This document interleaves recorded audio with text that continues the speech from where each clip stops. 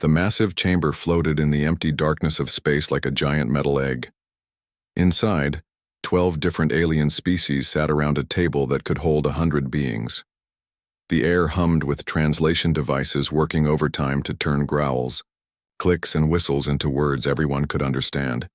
Commander Taman stood perfectly still in the center of the room. His 7-foot frame cast a long shadow on the polished floor.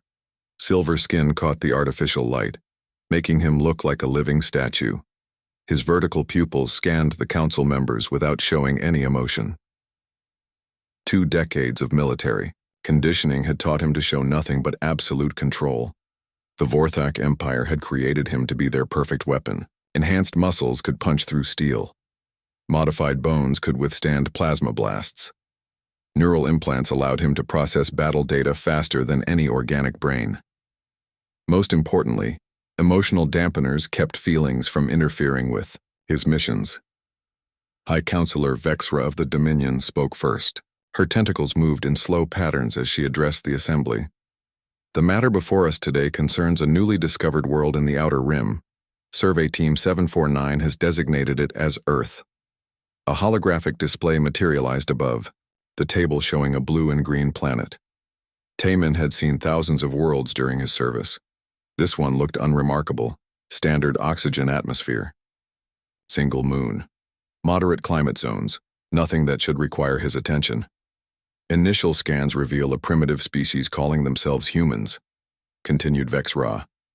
Population approximately 8 billion. Technology level roughly equivalent to our ancient periods. No faster than light travel, no energy weapons, no planetary defense grid. Counselor Zefko from the Crystal Domains leaned forward. His body made grinding sounds like rocks rubbing together. Then why waste our time?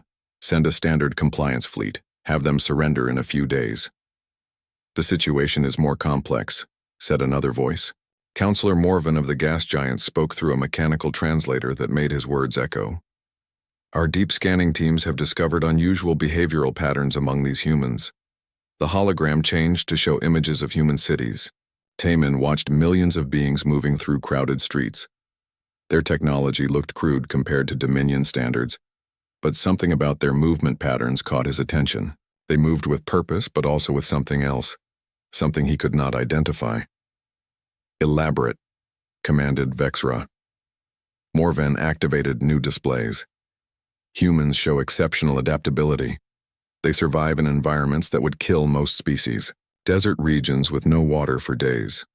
Frozen wastelands with temperatures below survival minimums. Mountain peaks with insufficient oxygen. Physical resilience alone does not justify concern, said Zefko. There is more, Morvan continued. They also demonstrate unusual social bonding. Individuals will sacrifice their lives for others with no genetic relationship. They form complex, cultural groups that extend across vast distances. Most concerning, they show rapid learning abilities when faced with new threats. Taman remained motionless, but his enhanced hearing picked up subtle changes in the council members' breathing patterns. Several species that had ruled the galaxy for millennia were showing signs of nervousness about a primitive world. High Counselor Vexra touched a control surface, and the images changed again. Now the display showed human conflicts. Soldiers fighting in mud, cities burning, massive machines of war rolling across battlefields. Their military history reveals disturbing trends, she said. Humans have survived over 10,000 major conflicts. Each time they develop new weapons and tactics. They learn from defeat and return stronger. In many cases, civilizations that should have easily conquered them have instead been absorbed into human culture. The chamber fell silent except for the humming of life support systems. Taman processed this information with the cold efficiency his creators had designed. A species that learned quickly from military defeat could indeed pose problems for Dominion expansion. Counselor Yalfis of the Hive World spoke for the first time. Her insect-like voice clicked and buzzed before the translator converted it to standard speech. What does our battle analysis computer recommend? Complete sterilization, answered Vexra without hesitation. Remove the species entirely and colonize the planet with more manageable populations. That seems excessive for such a primitive, World, said Zevko. Perhaps, said Vexra. Which is why we have called for Commander Tae-min. All eyes turned to the silver-skinned warrior. Tae-min had expected this moment from the beginning of the meeting. His reputation preceded him throughout Dominion space. 17 worlds had learned to fear his name. Not one had successfully resisted him. Commander, said Vexra, your mission parameters are as follows. Travel to Earth. Conduct detailed assessment of human military capabilities. Identify key resistance leaders and eliminate them if necessary. Determine whether the species can be safely integrated into the Dominion, or if sterilization protocols should be initiated. Tae-min gave a short nod. Time frame. 6 standard cycles. After that period, the main fleet will arrive to begin compliance procedures based on your recommendations. 6 cycles was generous for this type of mission. Tae-min usually needed less than 2 cycles to break organized resistance on most worlds. The Council must truly consider these humans dangerous to allow so much time. Intelligence package, he requested. A small data crystal slid across the table toward him. Complete survey reports, cultural analysis, and preliminary threat assessment. Your ship has been prepared with standard infiltration equipment plus specialized items for this particular environment. Tae-min picked up the crystal and inserted it into a port behind his left ear. Information flowed directly into his enhanced brain. Images, sounds, and data streams about human civilization, their languages, customs, social structures, and military organizations. One particular element caught his attention. Humans seemed to spend enormous amounts of time and resources on something called food preparation. Not just consuming nutrients for survival, but elaborate processes that took hours to complete. The analysis suggested this might be some form of primitive ritual or social bonding mechanism. Any questions, Commander? Asked Vexra. Negative. Mission parameters are clear. Excellent. The Dominion's continued expansion depends on your success. These humans must not be allowed to develop into a future threat. Tae-min turned and walked toward the exit. His heavy footsteps echoed in the vast chamber. Behind him, the council members began discussing other matters. Resource allocation, trade disputes, the mundane business of running a galactic empire. He felt nothing about the coming mission. The emotional dampeners ensured that. 17 civilizations had fallen before him because he could kill without anger, destroy without hatred, and conquer without mercy. He was the perfect instrument of Dominion will. The transport bay held his personal ship, a sleek vessel designed for one occupant and built for stealth. It contained enough supplies for extended deep cover operations, plus weapons capable of eliminating entire city blocks if necessary. As Tae-min sealed himself into the pilot chamber, he reviewed the mission one final time. Travel to Earth, study the humans, decide their fate. Simple objectives that would determine whether 8 billion beings lived or died. The ship launched toward the outer rim, carrying the galaxy's most feared warrior toward his appointment with a primitive species that cooked their food. Tae-min's ship cut through Earth's atmosphere like a silent blade. The stealth systems worked perfectly, bending light around the vessel until it became invisible to human detection methods. His enhanced eyes studied the planet's surface through the viewing screen. Massive cities spread across the continents like glowing webs. Millions of lights indicated a civilization far more complex than the initial report suggested. The ship's computer had selected Sol as his primary observation point. High population density meant better data collection opportunities. The vessel touched down in a wooded area 30 kilometers outside the city limits. Automated systems immediately began camouflaging the landing site while Tae-min prepared for infiltration. He activated his biological scanner and watched as it analyzed the local environment. Oxygen levels were slightly higher than Dominion standard but within acceptable ranges. Gravity was lighter than his homeworld, which would give him even greater physical advantages. The scanner detected no harmful microorganisms that could threaten his enhanced immune system. Next came the cloaking field generator. The device attached to his belt and projected a light-bending field around his body. To human eyes, he would appear as nothing more than a slight shimmer in the air. Combined with his natural stealth training, he could move through their cities completely undetected. Tae-min began his journey toward Seoul on foot. His enhanced leg muscles allowed him to maintain a steady pace of 40 kilometers per hour without strain. The landscape changed from wild forest to cultivated farmland to suburban neighborhoods as he approached the city center. His first close observation of humans came at the city's edge. A group of young humans kicked a spherical object. Between them, while others watched and shouted, Taemin paused to study this behavior. The activity served no obvious survival purpose, yet the participants showed intense focus and emotional investment in the outcome.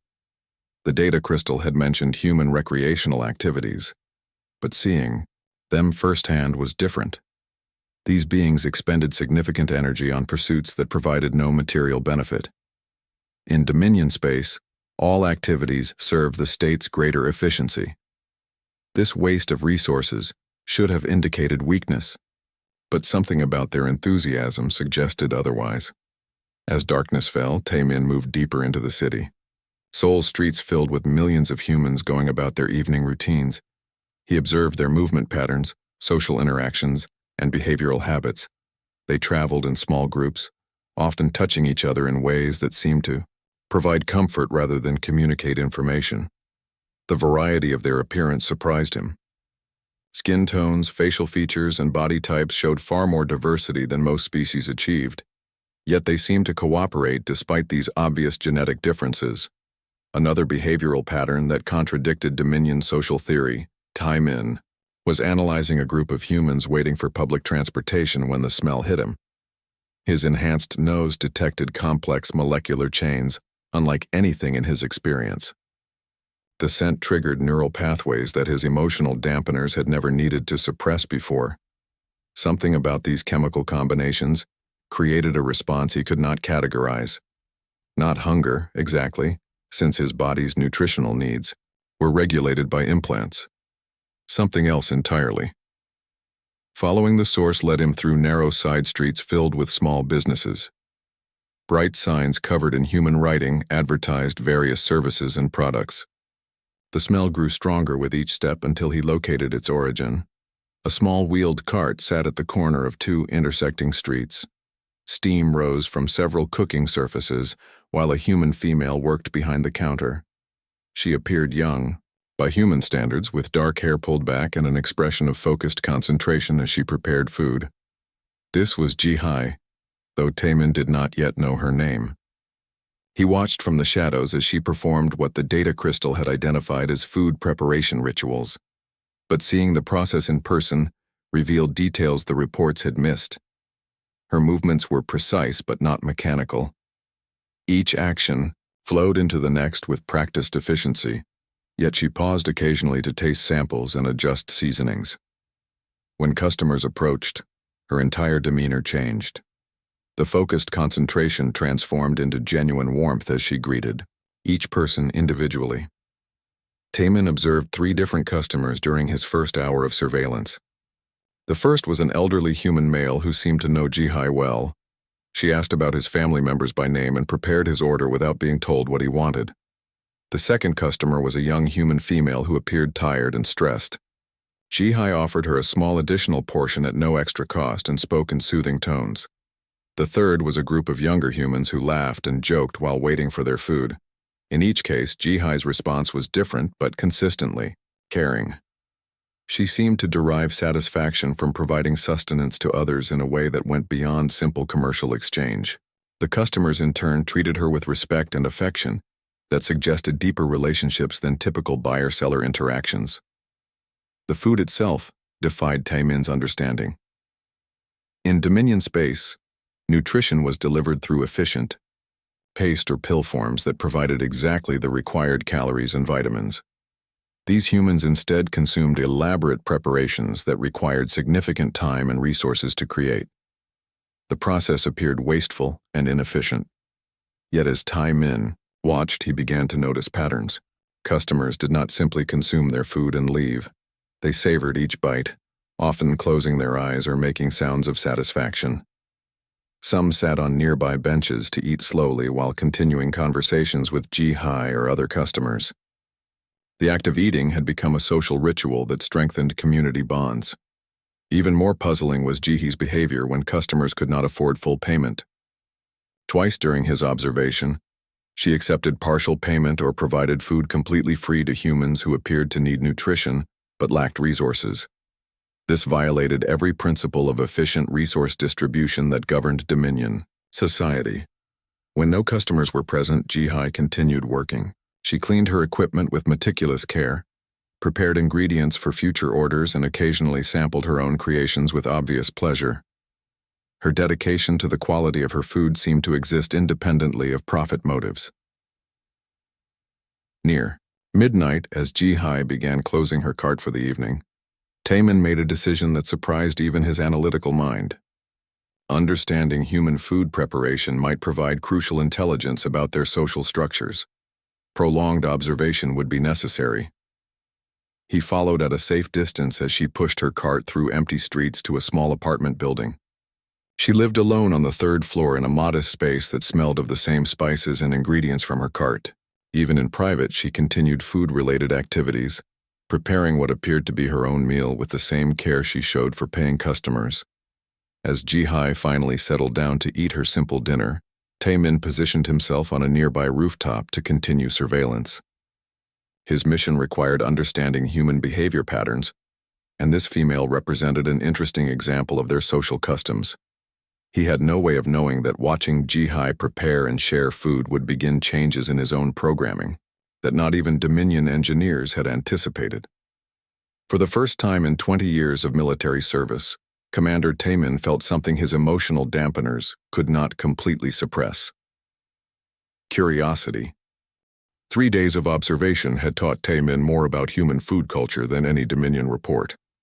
Jihai arrived at her corner every evening at exactly 6 o'clock. She prepared the same basic dishes but adjusted them for each customer's preferences. Her memory for individual tastes impressed even his enhanced cognitive abilities. On the 4th evening, Taemin made a decision that violated standard infiltration protocols. Direct contact with subjects carried risks, but he needed to understand why humans invested so much time and energy in food preparation. His mission reports to the Dominion had grown increasingly vague as he struggled to explain behaviors that made no logical sense. He deactivated his cloaking field in an empty alley, 2 blocks from Jihai's cart. The device folded back into his belt as his silver skin became visible under the streetlights. His 7-foot height and unusual features would certainly attract attention, but his universal translator could handle communication barriers. Walking toward Jihai's corner felt strange after days of invisible observation. Other humans on the street noticed him immediately. Some stared openly while others whispered to their companions. A few took out small devices and pointed them in his direction. Taemin's threat assessment systems activated automatically, but the humans showed curiosity rather than hostility. Jihai looked up as he approached her cart. Her eyes widened at his appearance, but she did not retreat or show fear. Instead, she tilted her head slightly in what his cultural database identified as a questioning gesture. "Good evening," she said in Korean. The translator converted her words instantly. "I have not seen you before. Are you visiting Seoul?" The question confused Taemin. In Dominion space, strangers were processed through identification systems before being allowed to interact with citizens. Jihai simply accepted his presence and seemed genuinely interested in helping him. "Yes," he replied, letting the translator handle the Korean conversion. "I am studying local customs."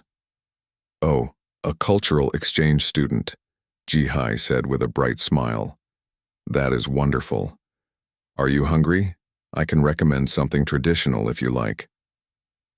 Taemin's enhanced metabolism did not require food in the IE, same way as baseline species, but his mission demanded first-hand experience with human food culture.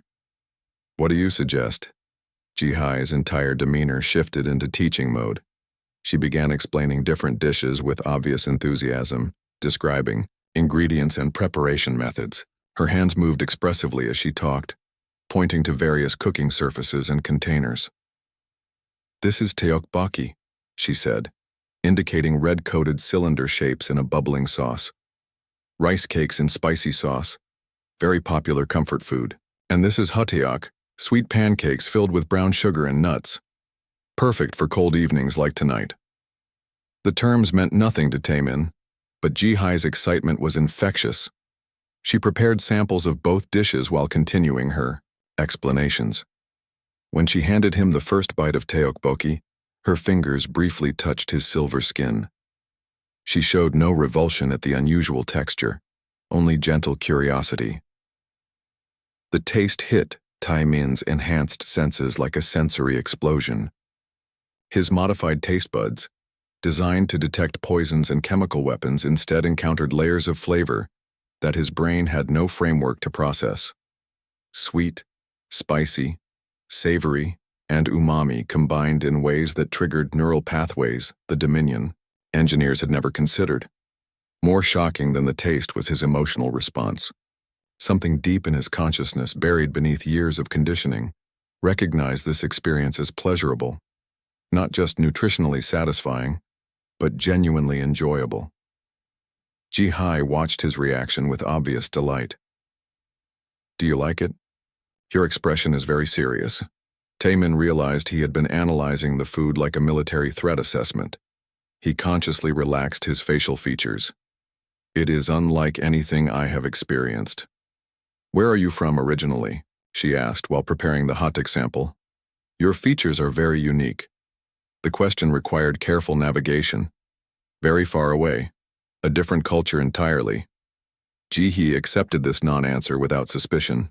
She seemed more interested in sharing her food than interrogating his background. The hotdog proved even more challenging to his senses. The contrast between the crispy exterior and sweet molten interior created textural complexity his enhanced palate had never encountered. "This is incredible," he said, and meant it. "I am so glad you enjoy it," Jihai replied. "Food is meant to bring happiness. When people smile while eating something I prepared, that makes my whole day worthwhile." This statement contained the key insight Taimin had been seeking. Jihai derived satisfaction not from profit or efficiency, but from the emotional responses her food created in others. She measured success by happiness rather than productivity metrics. Over the following hour, Jihai introduced him to several other customers as they arrived. Each person reacted to Taimin's unusual appearance with initial surprise, followed by friendly curiosity. No one demanded identification or questioned his right to be present. They simply accepted Jihai's introduction and welcomed him into their informal community. An elderly man named Hyunwoo told stories about Seoul's history while eating his regular order. A young woman called So Young shared pictures of her family on her communication device. A group of university students invited Taimin to join their discussion about philosophy and literature. These interactions violated everything Taimin understood about social organization. Humans formed bonds with strangers based purely on shared presence in a location. They exchanged personal information freely and showed genuine interest in each other's welfare. Most bizarrely, they seemed to derive pleasure from these connections. When Jihai began closing her cart for the evening, Taimin found himself reluctant to leave. The past few hours had provided more useful intelligence than days of covert observation, but something else kept him lingering. He enjoyed being part of this small community that formed around Jihai's food cart each night. "Will you return tomorrow?" Jihai asked as she cleaned her equipment. "I could teach you to prepare some of these dishes if you are interested." The offer startled Taimin. In Dominion space, professional skills were closely guarded and transferred only through formal apprenticeship programs. Jihai proposed sharing her knowledge freely with someone she had just met. "Why would you teach me?" he asked. Jihai paused in her cleaning to consider the question. "Because you appreciate the food. Because you listened when I explained the recipes. Because teaching others to cook means the traditions continue even after I am gone." She spoke of preserving culture through voluntary sharing, rather than forced compliance. Another concept that contradicted Dominion social theory. "Yes," Taimin said. "I would like to learn." As he walked back toward his hidden ship that night, Taimin composed his regular report to the Dominion. He described humans as disorganized and inefficient, focusing their energy on unnecessary activities rather than productive labor. He mentioned their primitive technology and lack of military coordination. He did not mention Jihai's kindness or the community that gathered around her cart. He did not describe the complex flavors that had overwhelmed his enhanced senses or the way humans formed emotional bonds with strangers. Most importantly, he did not report his own growing fascination with food preparation and the woman who had offered to teach him. For the first time in his military career, Commander Tae-min was filing incomplete intelligence reports. He told himself this was necessary to maintain his cover and continue gathering information. He did not yet recognize it as the first step toward betraying everything he had been created to serve. 2 weeks had passed since Tae-min began his evening visits to Ji-hai's food cart.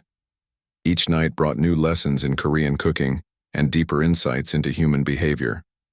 Ji-hai proved to be a patient teacher, showing him how to cut vegetables with proper technique and explaining the importance of timing in food preparation. His enhanced reflexes made the physical aspects of cooking easy to master.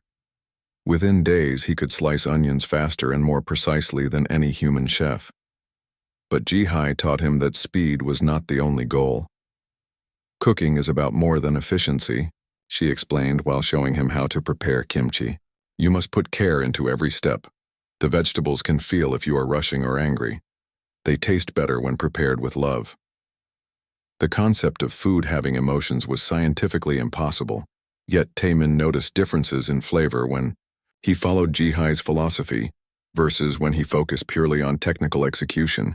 Somehow his mental state during preparation affected the final result in ways his enhanced senses could detect, but his logical mind could not explain. During these cooking lessons, Tae-min observed the broader community around Ji-hai's corner. Regular customers had become familiar faces with individual stories and preferences. He learned their names, occupations, and family situations through casual conversations that happened naturally while food was being prepared. Hyun-woo, the elderly man who visited every Tuesday, had fought in the Korean War as a young soldier. He never spoke of the combat directly, but Ji-hai mentioned that she always prepared extra rice for him because he disliked wasting food. Old habits from when there was never enough, she explained quietly. So Young, the university student, worked part-time jobs to pay for her education while sending money home to help her sick mother. She often arrived looking exhausted, but Ji-hee's warm greeting and perfectly prepared comfort food seemed to restore her energy for studying. The philosophy students debated complex ideas while eating, but their discussions always remained friendly, even when they disagreed strongly. Tae-min watched them argue about ethics, politics, and human nature, without the conversations becoming hostile or violent. These observations accumulated into a growing understanding of human social resilience. Unlike dominion species that maintained order through hierarchy and enforcement, humans seemed to create stability through voluntary mutual support. They helped each other not because they were commanded to do so, but because they chose to do so.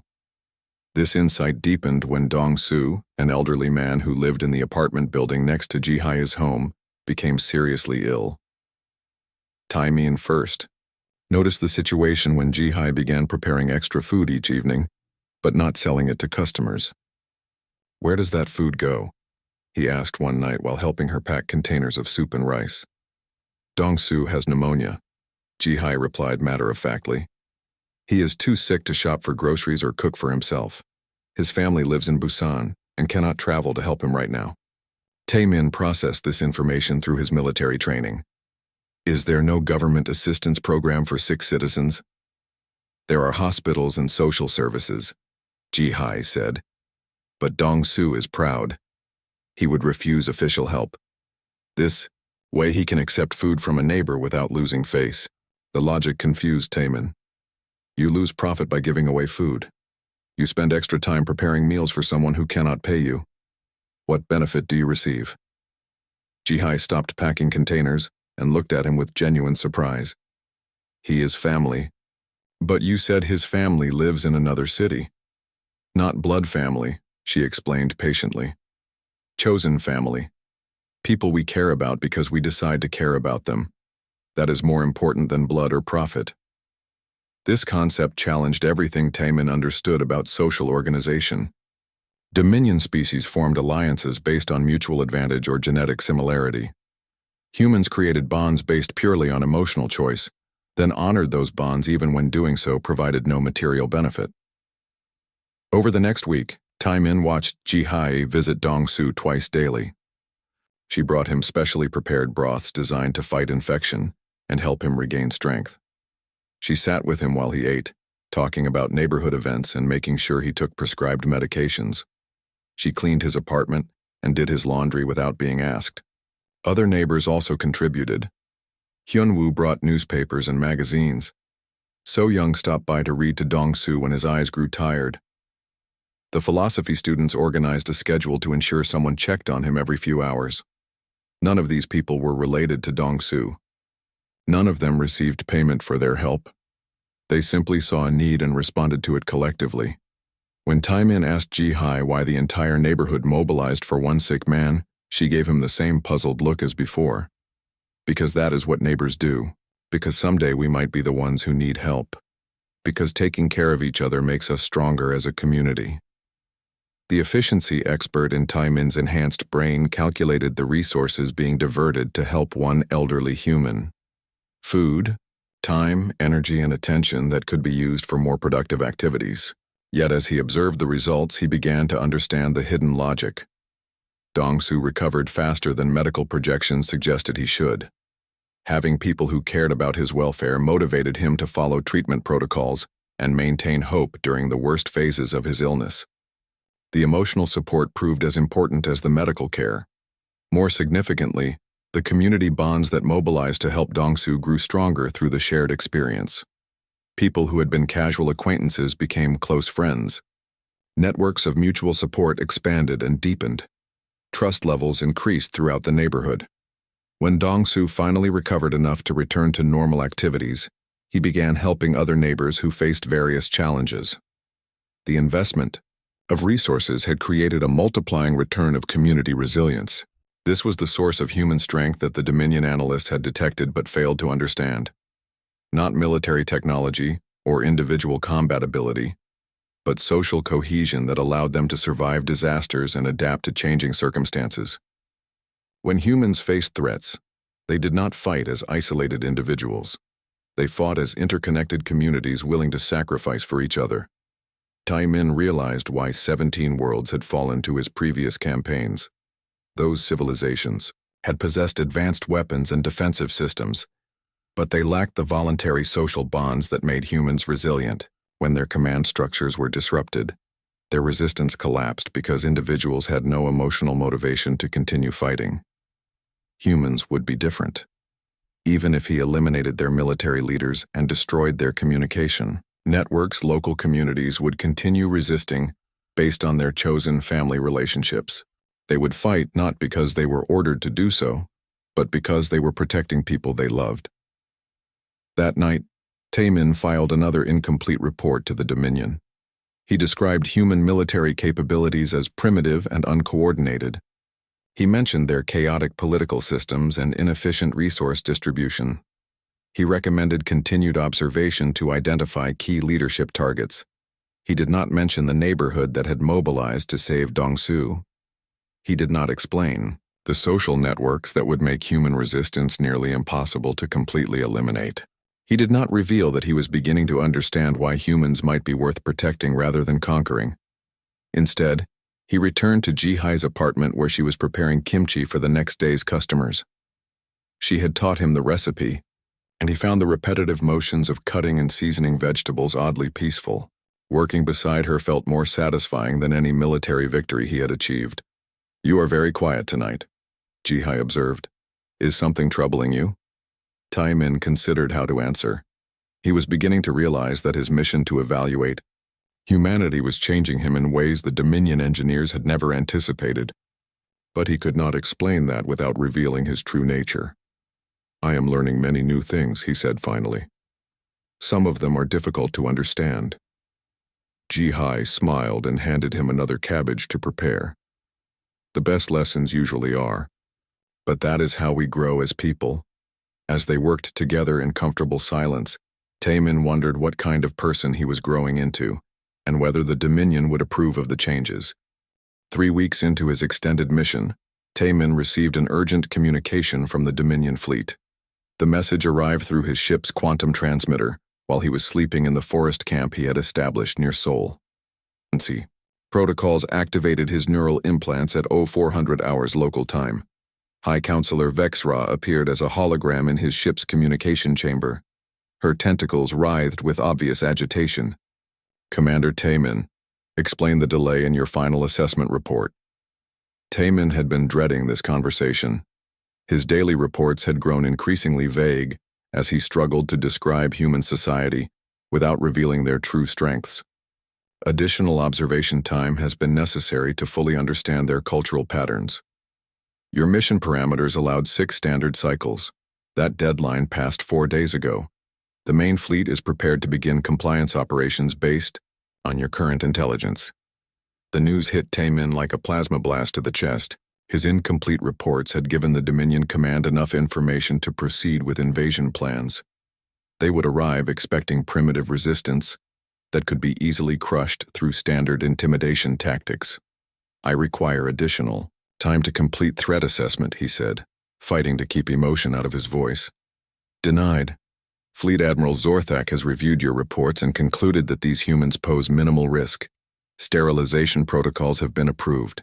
The fleet will arrive in 72 hours to begin planetary cleansing operations. 72 hours. Less than 3 days before 12 Dominion warships would appear in Earth's sky and begin systematically destroying human cities. Starting with population centers like Seoul, where Jihai prepared food each evening for her chosen family of neighbors and strangers. Understood, Taemin replied, though his enhanced heart was beating faster than combat stress protocol should have allowed. The hologram flickered and disappeared, leaving him alone in the dark ship. For the first time in 20 years of military service, Commander Taemin sat down and put his head in his hands. The emotional dampeners that had controlled his responses to violence and destruction were failing to suppress his reaction to this news. He had 3 days to decide the fate of 8 billion humans. His original mission was clear: eliminate key resistance leaders and prepare the way for conquest. A few targeted assassinations would cripple human command structures and ensure the Dominion faced minimal opposition. His enhanced tactical computer could identify optimal targets within hours. Political leaders, military commanders, communication specialists, and influential cultural figures. Remove them systematically, and human civilization would collapse into chaos before the fleet arrived. But as Taemin sat in his ship planning the most efficient way to destroy human resistance, images kept flashing through his modified memory. Banks. Jihai teaching him to fold dumplings with patient hands. Hyunwoo sharing stories of survival during wartime. So-young working multiple jobs to support her family. Dong-soo recovering from illness because his chosen family refused to abandon him. These were not military targets. They were individuals with hopes, fears, dreams, and connections to other individuals. The bonds between them created the resilience that made humans dangerous to the Dominion. But those same bonds also made them worth protecting. Taemin spent the next day moving through Seoul like a ghost, invisible behind his cloaking field. He memorized the locations of government buildings, military installations, and communication centers. His enhanced computer cataloged defensive weaknesses and structural vulnerabilities that would allow him to cripple human organization with minimal effort. He also visited Jihai's food cart one final time as an unseen observer. She worked with her usual focused dedication, preparing meals for the community that gathered around her corner each evening. Her face showed tired lines from worry about Dong-soo's recent illness, but she still smiled warmly at each customer and remembered their individual preferences. Watching her prepare food with such care for people who might be dead within days triggered responses in Taemin's neural system that his creators had never intended. The emotional dampeners designed to prevent mercy during combat operations began failing completely. For the first time since his enhancement surgery, Commander Taemin felt the full weight of what his actions would mean, not tactical objectives achieved or mission parameters fulfilled, but real people dying. Jihai would never again teach someone to cook traditional recipes. Hyunwoo would never again share his stories of survival. So-young would never finish her education or help her mother recover from illness. That night, Taimin returned to Jihai's apartment building and climbed to the roof. She was visible through her kitchen window, preparing ingredients for the next day's cooking. The sight of her careful, loving attention to simple vegetables filled him with an emotion he had no name for. His communication implant chimed with another message from the fleet. Reconnaissance probes had been launched and would arrive within hours to confirm his intelligence reports. Soon there would be no possibility of hiding the truth about human social structures from Dominion Command. The moment of choice had arrived.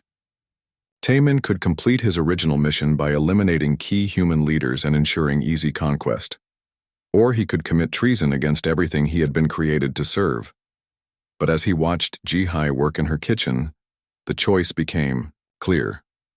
She had taught him that cooking was about putting love into every action, that caring for others made communities stronger, that chosen family was more important than genetic programming or institutional loyalty. 20 years of military conditioning said that loyalty to the Dominion was absolute. 3 weeks of human contact had shown him something more important than absolute loyalty: the power of choosing who to protect rather than simply following orders to destroy. Taimin climbed down from the roof and knocked on Jihai's door. When she opened it, her face showed surprise and pleasure at seeing him so late in the evening. "Taimin, what brings you here tonight? Is everything all right?" He looked at her kind face and made his choice. "Jihi, I need to tell you something very important about who I really am and why I came to Seoul." She invited him inside and made tea while he struggled to find words for an impossible explanation. How could he describe galactic empires and alien invasions to someone who had never imagined life beyond Earth? How could he make her understand that her entire world would die unless he betrayed everything he had been created to be? "I am not from another country," he began slowly. "I am from another world, very far away among the stars." Jihai set down her teacup and studied his face carefully. "That explains many things about your appearance and behavior. Are you here? Alone?" Her calm acceptance surprised him. "There are others coming. Many others. They intend to harm humans because they fear what you might become." "And you? What do you intend?" Taimin met her eyes and spoke the words that would change everything. "I intend to protect you, all of you, even if it costs me my life." Jihai reached across the table and took his silver hand in both of hers. "Then we will need to be very smart and very brave. But first, you should eat something. You cannot save the world on an empty stomach." As she moved to prepare a simple meal, Taimin began planning how to turn the galaxy's most feared warrior into Earth's unlikely protector. The Dominion fleet was coming, but they were not expecting to face one of their own enhanced soldiers fighting for the people he had learned to love. The next 72 hours would determine whether chosen family could prove stronger than genetic programming, whether love could overcome 2 decades of military conditioning, whether one alien warrior could learn to cook well enough to save a world. The Dominion reconnaissance probes arrived 18 hours ahead of schedule, dropping out of hyperspace like silver teardrops against Earth's blue sky. Taimin's ship detected them immediately through automated sensors, but by then he was already moving according to the desperate plan he and Jihai had developed through the night. Jihai had listened to his explanation of Dominion military tactics with the same focused attention she gave to learning new recipes. When he finished describing the fleet's capabilities and standard invasion procedures, she asked practical questions that cut straight to the heart of their defense problem. "How many people will die if they attack without warning?" she had asked. "Millions, in the first hour, billions within the first day. Then we must make sure they do not get that chance." Her simple determination had steadied his resolve, while his enhanced tactical computer calculated impossible odds and probable defeat scenarios. Jihai focused on what could be done rather than what could not be prevented. Now, as alien probes began scanning Earth's defenses, their plan moved into action. Taimin had spent the morning visiting military installations around Seoul, using his Dominion access codes to hack into global defense networks. What he found confirmed his worst fears and best hopes simultaneously. Human military, Technology was primitive by galactic standards, but their communication and coordination systems were more sophisticated than expected. More importantly, human commanders showed the same adaptive intelligence he had observed in Jihe's neighborhood. When presented with evidence of an alien threat, they did not waste time on disbelief or bureaucratic procedures. General Park Min-soo, the senior officer responsible for Seoul's defense, had looked at Taemin's silver skin and vertical pupils for exactly 3 seconds before focusing entirely on the tactical data being provided. "How long do we have?" was his first question, less than 2 days before the main fleet arrives. "What are our chances of conventional victory?" 0. But conventional victory is not the goal. Taemin had explained his real strategy while Park's staff worked frantically to implement emergency protocols. The Dominion expected easy conquest of a primitive world. Instead, they would face something no galactic civilization had ever attempted: coordinated resistance organized by someone who knew their tactics, weaknesses, and command structure intimately. The reconnaissance probes completed their scans and transmitted data back to the approaching fleet. Taemin monitored their communications through his ship's quantum receiver, watching Dominion commanders review what appeared to be standard planetary defense assessments. Primitive radar systems, chemical propulsion rockets, nuclear weapons with limited range and accuracy. What the probes had not detected were the fiber optic networks carrying instructions to millions of humans, the social media platforms spreading survival information faster than any military communication system. The neighborhood organizations that had mobilized to help Dongsu now organizing emergency shelter and supply distribution. Jihe's contribution to the defense proved as crucial as Taemin's military expertise. While he coordinated with government and military officials, she activated the informal networks that connected Seoul's communities. Her fellow street vendors, regular customers, and neighborhood friends became communication nodes linking the city's population into a coordinated response system. "People trust food vendors," she had explained. "We know everyone in our neighborhoods. We remember who has children, who needs medical supplies, who can help others during emergencies. Your generals can move soldiers, but we can move entire communities."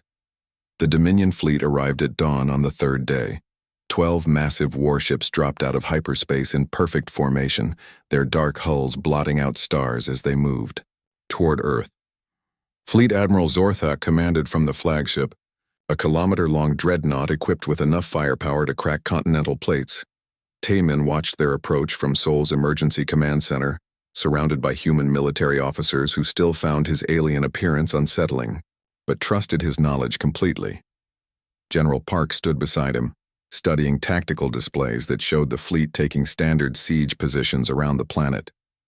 "They will begin with intimidation broadcasts," Taemin explained. "Demands for unconditional surrender. When those are refused, they will demonstrate their power by destroying one major city." "Which city?" Park asked. "Whichever population center shows the strongest resistance signatures. Probably Seoul, since this is where their intelligence indicates the greatest social organization." On cue, Admiral Zorthak's voice filled communication channels across the planet. The universal translator converted his words into hundreds of human languages simultaneously. "People of Earth, you are now subjects of the Galactic Dominion. Lay down all weapons and prepare for processing. Any resistance will be met with complete annihilation." The response came not from government officials or military leaders, but from millions of individual humans. Instead of panic and surrender, Earth's population began implementing the survival plans that had spread through Jihe's networks and thousands of others like them. People moved to prepared shelters, activated hidden communication systems, and organized into the community defense groups that represented humanity's true strength. "Impossible," Zorthak's voice crackled over Dominion frequencies that only Taemin could hear. "Their coordination levels are beyond assessed capabilities." The Admiral ordered demonstration strikes against 3 major cities. Massive energy beams, lanced down from orbit, designed to vaporize urban centers and terrify the remaining population into submission. But the beams struck empty streets and evacuated buildings. Humans had disappeared into subway systems, underground facilities, and natural cave networks with efficiency that seemed impossible for such a primitive species. How did they know our targeting priorities? Another Dominion commander demanded. Taemin smiled grimly as he listened to their confusion. The fleet was expecting to face terrified individuals who would break under pressure. Instead, they found coordinated communities that had prepared for exactly this type of attack. The real battle began when Dominion ground forces landed in major population centers. Soldiers equipped with energy weapons and powered armor should have crushed human resistance within hours. Instead, they found themselves fighting an enemy that seemed to know their tactics better than they did. Every ambush was anticipated. Every flanking maneuver was countered. Communication jammers were neutralized by backup systems the Dominion scanners had not detected. Worst of all for the invaders, human forces showed no sign of breaking when their command structures were attacked. They fight as if directed by someone with complete knowledge of our capabilities, Admiral Zorthak reported to Dominion Command during the second day of ground combat. They were. Taemin had spent 48 hours in Seoul's command center, using his enhanced processing abilities to coordinate defensive responses across the entire planet. His knowledge of Dominion military doctrine allowed human forces to counter every strategic move before it fully developed. But the real turning point came when Admiral Zorthak attempted to break human morale by targeting civilian shelters. The massive orbital bombardment that should have ended resistance instead triggered something the Dominion had never encountered. A species-wide commitment to mutual protection that transcended all other considerations. Humans who had been hiding in shelters emerged to rescue trapped neighbors. Medical personnel walked through active combat zones to reach wounded civilians. Children shared food with strangers while adults organized evacuation routes under enemy fire. The Dominion forces, trained for efficient conquest of individualistic species, had no response to enemies who fought harder when their communities were threatened. Human resistance grew stronger under pressure, not weaker. On the fifth day of battle, with Dominion casualties mounting and human resistance showing no signs of collapse, Admiral Zorthak made a desperate decision. Rather than continue losing soldiers to an enemy that seemed to anticipate every move, he would sterilize the planet entirely and report the mission as completed. That was when Taemin revealed his final card. Using Dominion command codes that Zorthak had not thought to cancel, he accessed the fleet's navigation and weapon systems simultaneously. 12 warships found their targeting computers infected with logic viruses, while their hyperspace engines activated emergency shutdown procedures. "This is Commander Taemin," he broadcast on all Dominion frequencies. "I am requesting immediate ceasefire and withdrawal of all forces from Earth's system." The response was exactly what he had expected. Charges of treason, demands for surrender, and threats of court-martial and execution. Zorthak himself screamed curses that the universal translator was too polite to convert accurately. But while Dominion commanders raged about betrayal, their ships remained crippled and vulnerable. Human forces, coordinated by someone who knew exactly where to strike, began targeting the fleet's supply vessels and communication arrays. Without the ability to repair damage or coordinate responses, the mighty Dominion fleet was reduced to 12 isolated ships, facing an entire world that refused to surrender. The end came not through military victory, but through negotiation. Faced with the choice between losing the entire fleet or